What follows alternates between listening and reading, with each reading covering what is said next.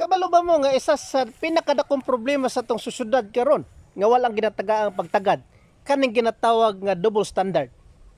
Kung mabantayan na to, kini mga tao nga nasa katungdanan, ma-private man or magobyerno, may kay mo site og balaod og rule o rules kung favorable sa ila.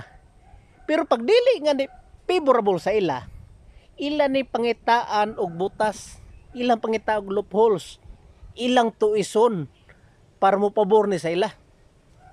Kay numdum nung ko sa ginaingon sa kong lolo, ang balaod tulid pero ang nagpasunod balikog. Ilang ginatry og twist ang balaod, ilang ginatry og interpret para muhaom sa ilang mga objective.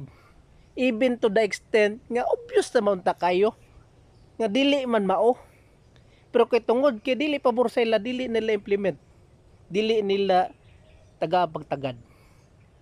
Ang pangutana, kung ingani ang mentality sa mga tao nga nasa katungdanan, asa man mangayo og hustisya kadtong mga nangailangan.